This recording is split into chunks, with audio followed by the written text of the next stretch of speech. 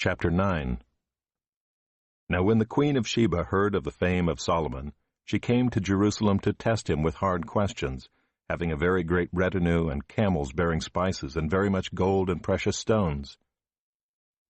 And when she came to Solomon, she told him all that was on her mind. And Solomon answered all her questions.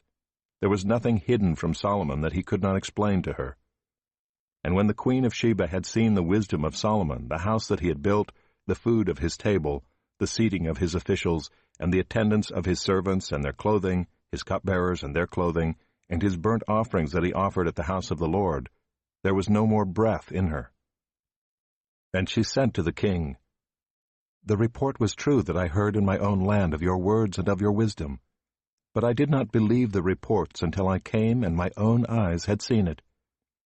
And behold, half the greatness of your wisdom was not told me. You surpass the report that I heard. Happy are your wives, happy are these your servants, who continually stand before you and hear your wisdom.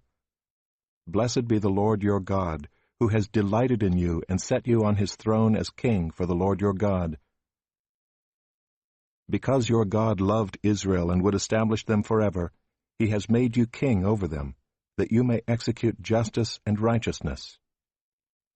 Then she gave the king 120 talents of gold and a very great quantity of spices and precious stones. There were no spices such as those that the queen of Sheba gave to King Solomon. Moreover, the servants of Hiram and the servants of Solomon, who brought gold from Ophir, brought algum wood and precious stones.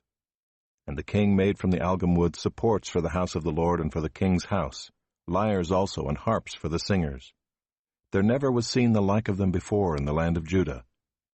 And King Solomon gave to the queen of Sheba all that she desired, whatever she asked besides what she had brought to the king. So she turned and went back to her own land with her servants. Now the weight of gold that came to Solomon in 1 year was 666 talents of gold, besides that which the explorers and merchants brought.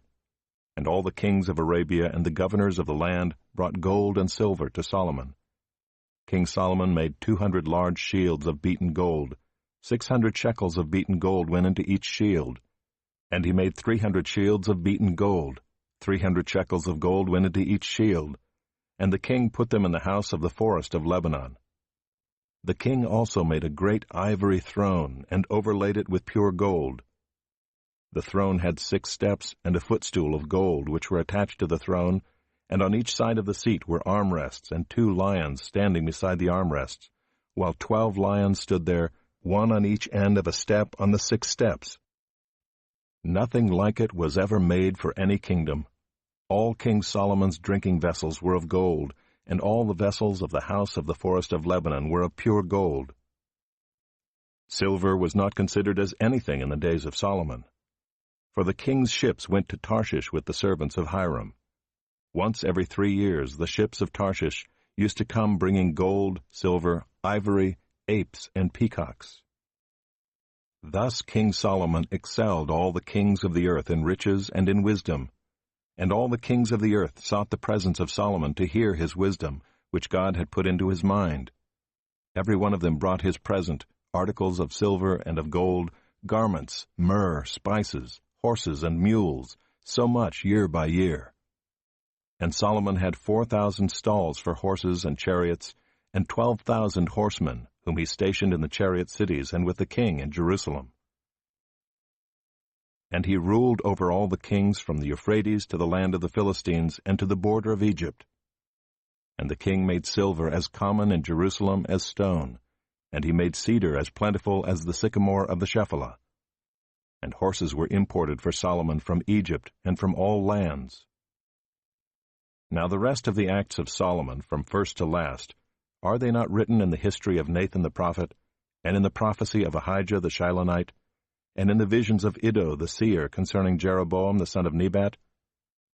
Solomon reigned in Jerusalem over all Israel 40 years. And Solomon slept with his fathers, and was buried in the city of David his father, and Rehoboam his son reigned in his place.